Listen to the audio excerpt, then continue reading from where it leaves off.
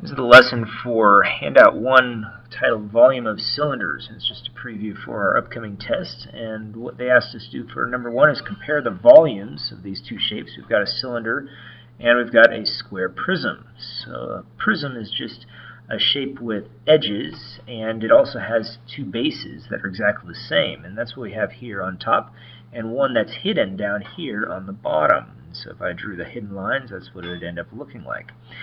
And so what we're going to end up doing is when we compare, we either compare by dividing or subtracting. And I'm going to compare by subtracting in this case to see which one's a little bit bigger. And so this shape here, this cylinder, could probably fit right inside here since the radius or the diameter is 3 inches. It means it would fit right against this side and against this side as well. The height is 8 inches and the height is 8 inches here. But because this one curves, there's always going to be a little bit of an area right in here, here, and then down in this region and this region that's going to end up being open. So we figure that this one's going to be a little bit larger, but let's see by how much. So let's try to find the area of this by doing pi r squared times by the height. And I'll use the radius, which is going to end up being half of that diameter, which is 3. The diameter is 3, so the radius is going to be 1 5/10. So I have 1 5/10 squared times by the height, which is 8. And then I'll pull up the calculator and see what that is. So I'll just plug in here 1.5 and I'll square that number. It gives me 2.25, and I'll multiply that by 8 and then by pi again. And so we'll try that one more time. 2.25 times by 8, that gives me 18, and 18 times by pi, and I'll go ahead and multiply those two numbers. And 18 times 3.14 gives me 56 52/100ths. And so now hold on to that number. Inches to the 3rd power is what that is. The volume for the square prism is very similar. Again, it's the area of the base, which for the cylinder was pi r squared. Here it's just going to be base times height. So that's the area of the base, the 3 inches times 3 inches. And then I multiply by the height between the two bases, or the distance between the two bases. I'll call that h as well. And so in this case, the height is 8 inches. And so I'm multiplying the 3 and 3 to get 9, times by 8 makes 72 inches to the 3rd power. So to compare them, I just subtract 72 minus 56 and 52/100ths. And so when I do that subtraction, that leaves me with 15 and 48/100ths inches to the 3rd power. So that's the leftover space that's not taken up by the cylinder. Taking a look at the next problem, it says Ed's cylindrical coffee cup measures 5 inches in height and has a diameter of 3 inches. So let's go ahead and do a quick sketch of what that looks like. So here's his cup, and we have a diameter of 3 inches going all the way across through the center of the circle. And then we have a height of 5 inches. And so when we go ahead and find the volume, we're just going to end up having to use the same formula we did before, pi r squared times by the height. And so what they're asking again for is that Ed always fills his cup up to the rim, consumes 5 cups a day, and we're supposed to find the volume he drinks in a week. So we got a little bit of multiplication to do. So let's find the volume first of this 1 cup. And so we've got 5 for the height, and then we've got the radius is the same as the last problem. So here we had, again, the diameter 3, the radius is going to be 1.5. So I'll put in pi times by 1 5/10 squared, and then this all equals the volume. And so I go ahead and square that 1.5. We know that's 2.25 times by 5. And so go ahead and plug that into the calculator. So clearing this last one, we had, let's see what were the numbers there. Those were 2.25 times by 5, and that gives me 11.25. So we'll end up with 11 and 25/100ths times by pi. And then we'll go ahead and multiply the 11 and 25/100ths by pi. And so when we do that, let's see what we end up coming up with. Times by 3.1 And so that gives me 35.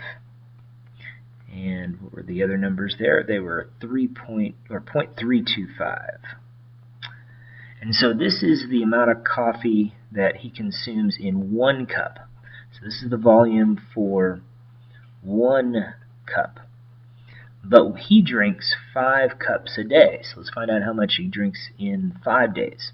So we're going to take that 35.325 and we're going to multiply it by 5 days. And then they are asking for find the amount that he drinks in a week. Well, if he drinks every day, each day it says that he does this, we're going to multiply the 5 days times the volume of 1 cup, and then we're also going to multiply that instead of 5 days, it's 5 cups. Let's fix that real quick. So it was 5 cups each day he ends up drinking, so we have 5 cups. So again, 1 cup was this amount, times 5 cups, times the number of days in a week, so 7 days. And so let's go ahead and multiply all those numbers together, and when we do the number we have right there, times by 5, and then times by 7, that gives us this amount, 1,236.325. And so, actually it was 375 in this case, so we'll change that 2 to a 7 in the hundredths place. And so that's the amount of coffee that Ed drinks in 1 week, and that is in inches to the 3rd power, so quite a bit. So let's take a look at the next problem that we'll end up seeing. And here it says, what is the radius of a cylinder that has a volume of, and then they give us the volume. So let's go ahead and substitute the volume in for our volume formula. And again, we have pi r squared times by height is the volume formula. So I substitute this number, which represents the volume, in for v. And then I have times by, or equals pi times by the radius. But I don't know what the radius is. So I'm going to put radius squared times by the height. It says right up here, the height is 12 inches. So again, they're asking for what is the radius. So that's what we're solving for, that r. So let's do this in stages. I'm going to first divide by that 3.14, which is the pi here. And I'll go ahead and plug those numbers into the calculator. And so it was 341.5 divided by 3.14. And so it gives me quite a large number. So I'm going to carry out a few decimal points. Not all of those, but a few of them. So I'm going to do 108, and let's see what else we had there. 108.7579. How about that? 0.7579. So I got a bunch of decimal points there, and I'm going to still left with that r squared times by 12. So now I'm going to divide by the 12, and I still have all those numbers in the calculator. I'm going to leave all those numbers there so I get the closest answer to the real answer we have. So I'm dividing that by 12, and I get another large number, so 9.0631 I'll write in there. So 9.0631 equals r squared. So I'm going to take this number and I'm going to take the square root of it. So the square root of both sides there. And so I'm left with r equals, and the square root button on this calculator is right here. And so there it is, 3.015. So 3.015, and so that's going to be our answer. And let's say I round to the nearest inch, and so if I was to round to the nearest inch, I would end up having 3, because the, well, let me go ahead and show you that step here. This is to the nearest inch. The 0 doesn't round that up, so we just leave it as 3 inches. That would be our radius. And so looking at our last problem here, it says find the volume in terms of pi. So it gives us the radius, so we get to use that number this time, rather than having to change the diameter to the radius. And we end up with v equals pi times by 5 squared times by 12. So again, the radius is 25. And I go ahead and do 25 times 12. And that gives me 300 times by pi. So in terms of pi, 300 pi would be the volume, and that's the exact volume that I end up having for this cylinder. Now it says, how does the volume of the cylinder change if its height and radius are tripled? So we're going to triple the height and radius. So let's go ahead and rewrite our formula here. Pi r squared times by height. And so what we want to do is I want to triple the radius and triple the height. So I'm going to rewrite this as v equals pi and then 3 times r. So I'm tripling that, and then I got to square it, times triple the height. And so when I do this, since I have this in parentheses and it's being squared, both parts need to change, both the 3 and the r. And so I bring the 3 to the second power, so it's 3 squared and r squared, and then times by 3h. And so I'll go ahead and square that, and so my new formula is going to be this: pi times 9r squared times 3h. So now what we do is we go ahead and substitute our numbers in just to see what ends up happening here. So I'll go ahead and substitute. I've got v equals pi times by 9, and then I've got to multiply the radius. The radius is the same radius that we had in the original problem up here, so 5 squared times by 3, and h is the same as well, so that's where I'm getting the 12 from, is this number. Radius was 5. So I do the squaring first, and I end up with 25, and I can multiply these numbers if I wanted to. That makes 36, and then I can multiply the 9, the 25, and the 36 together.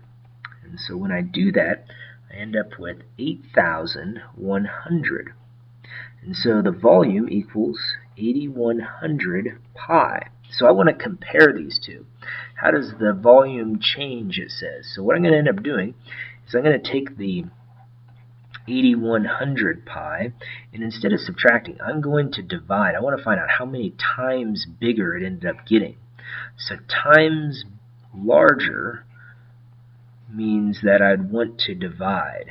Means divide the two numbers. So that's what I'm going to do. So when I divide, the pi's are going to cancel, and I divide these numbers, and so these zeros will cancel out these zeros. 3 goes into 81 27 times. So the new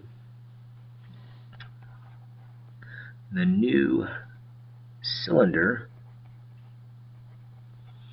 is 27 times larger if we triple the height and triple the radius. And you kind of see that right here. You see how we had 3 squared and 3. If I multiply those two numbers, 3 squared makes 9, 3 makes 27. So 9 times 3 made that 27. So that's where they come from, with that number. So those are the types of problems you'll see on tonight's homework. Good luck.